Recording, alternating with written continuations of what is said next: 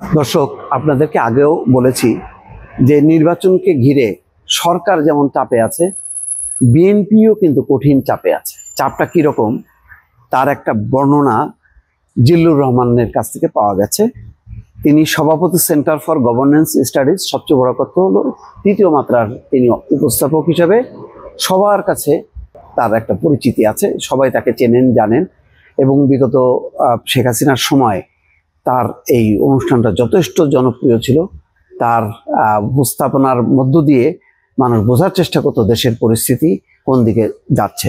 এবং আমেরিকার বিশিষ্টজনদেরকে নিয়ে তার সাক্ষাৎকার, ভূমিকা, তার এনজিও বিপদে পড়েছে, তিনিও রীতিমতো এক ধরনের চাপের মধ্যে ছিল, যার কারণে একটা গ্রহণযোগ্যতাও ছিল যে জিল্লুর রহমানের হয়তো একটা সঠিক অবস্থান আছে শেখ হাসিনার বিরুদ্ধে। এখন পরিবর্তিত পরিস্থিতিতে তিনি একটা বিশ্লেষণ দিয়েছেন, এই যে বিএনপি এখন কোন অবস্থায় আছে। আমি একটু ছোট্ট একটা কোড আপনাদেরকে পড়ে শোনাই। সম্প্রতি তিনি যেটা বলেছেন, নির্বাচন যত দেরিতে হবে নির্বাচনের ফলাফলটা বিএনপির হাতছাড়া হতে থাকবে। খেয়াল করেন, এই যে বলা হচ্ছে না যে বিএনপি নির্বাচন কেন করছে, প্রথমে ডিসেম্বরে চাইলো, সেটার থেকে ফেব্রুয়ারিতে শিফট করলো। তার মানে বিএনপি যত পিছাতে থাকবে, নির্বাচনের দিনটা যত পেছাতে থাকবে, বিএনপি নির্বাচনের উপর তার যে নিয়ন্ত্রণটা, ফলাফলটা আরো ভালোভাবে ঘরে তোলার যে বিষয়টা, সেটা কিন্তু আস্তে আস্তে ক্ষীণ হয়ে যাবে। এটাই হচ্ছে গুরুত্বপূর্ণ কথা, যে নির্বাচন যত দেরিতে হবে, মনে করেন এখন ফেব্রুয়ারি মাস হলো না, আরো 6 মাস পেছিয়ে গেল, বিএনপি কিন্তু আরো চাপের মধ্যে পড়বে এবং বিএনপি তখন তত বেশি প্রতিযোগিতার মধ্যে পড়বে। এবং সম্ভবত এটা একটা ইচ্ছাকৃতভাবে একটা তৈরি করা হচ্ছে বিএনপিকে একটা চাপে ফেলানোর জন্য, খুব কৌশলে। তিনি বলছেন পরিস্থিতিটা আর বিএনপির নিয়ন্ত্রণে থাকবে না।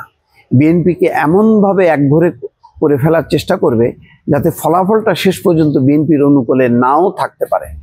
সেই ইলেকশনটা খুব একটা গ্রহণযোগ্য হবে না, রাজনৈতিক স্থিতিশীলতা দেবে না। দেখেন, অবশ্যই বিএনপির মতো বড় দলকে বাদ দিয়ে অন্য যে কোনো শক্তি এই মুহূর্তে, মানে আওয়ামী লীগের বাইরে যে শক্তিগুলি আছে, তারা যদি আসে তাহলে তারা বড় দল হিসেবে প্রতিষ্ঠিত না, অতীতে ক্ষমতায় ছিল সেটাও প্রতিষ্ঠিত না। ফলে একটা নতুন একটা মেরুকরণ, নতুন একটা পরিস্থিতি তৈরি হবে, যেটা বিএনপির মতন দলকে ক্ষমতার বাইরে রেখে চলাটা খুব কঠিন। কিন্তু দেখেন, বলা হচ্ছে বিএনপির ফলাফলটা শেষ পর্যন্ত বিএনপির অনুকূলে নাও থাকতে পারে। তাহলে কি হইতে পারে, বিএনপিকে কিভাবে বেকায়দে ফেলা হতে পারে, তার একটা নোট সম্প্রতি দর্শক আমি পেয়েছি। আমি যেহেতু এটার কোনো দায়িত্বশীল মহল থেকে আসে নাই, সুতরাং আমি আপনাদেরকে বলবো না যে এটাই সত্য, কিন্তু কথাগুলো কিন্তু ফেলে দেওয়ার মতো না। বাংলাদেশে যা কিছু রটে তা কিছু ঘটে বা বটে।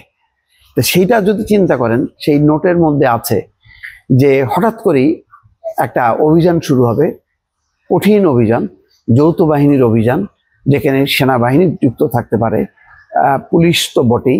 সেটা হচ্ছে দুর্নীতি, চাঁদাবাজ, দখলবাজদেরকে কোণঠাসা করা বা অস্ত্রমুক্ত করা।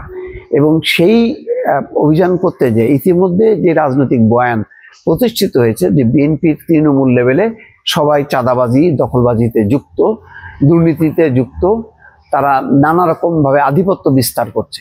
এই আধিপত্য বিস্তার, দুর্নীতি, চাঁদাবাজ এর বিরুদ্ধে অভিযানের মধ্য দিয়ে কার্যত বিএনপি নেতা কর্মীদেরকে যদি আটক করা শুরু হয়, তাহলে কিন্তু বিএনপি তার মানে ভাবমূর্তিটা আরো ক্ষুণ্ণ হবে এবং বিএনপি চাপের মুখে পড়বে। এবং পাবলিকলি আবার এমন একটা পারসেপশন তৈরি হয়েছে যে হ্যাঁ, এই অভিযানটা হওয়া দরকার, তাহলে মানুষও বিরাগভাজন হবে না। তাহলে কি হবে, নির্বাচনের আগ মুহূর্তে যদি এই অবস্থানে চলে যায় হঠাৎ করে কোনো বাহিনী, তাহলে কিন্তু বিএনপি বেকায়দায় পড়বে। এবং সেই জন্যই জিল্লুর রহমান বলছেন যে পরিস্থিতিটা এমনভাবে তৈরি করা হচ্ছে, ওই যে নির্বাচন পিছাইতে থাকবে, বিএনপিও পিছাইতে থাকবে। নির্বাচন যদি আগাইতে থাকে তাহলে বিএনপি আগাইতে থাকবে, কিন্তু নির্বাচন আগাইতে থাকবে এমন কি কোনো লক্ষণ আছে? লক্ষণ নাই। কেন নেই? জামাতের গোলাম পরোয়ারের কথা মনে আছে? পরশুদিন তিনি কি বললেন? হঠাৎ করে কিন্তু তিনি বলে ফেললেন নির্বাচন পেছানো হতে পারে। দেখেন, নির্বাচন পেছানো হতে পারে এই কথা বলার অধিকার কার আছে? নির্বাচন কমিশন আর সরকারের। এটা কিন্তু কোনো রাজনৈতিক দলের নেই, কিন্তু তিনি কিন্তু বলে দিলেন যে নির্বাচন পেছানো হতে পারে। যদিও গতকালকে আবার তিনি বলছেন যে না, আমরা নির্বাচন ফেব্রুয়ারিতে চাই। তো এই কথাগুলোর অর্থ হলো যে বিএনপিকে কোণঠাসা করা এবং বিএনপিকে এমন অবস্থায় নিয়ে যাওয়া যাতে বিএনপি ক্ষমতায় না আসতে পারা। এটাই হচ্ছে জিল্লুর রহমানের রাজনৈতিক বিশ্লেষণ। দর্শক।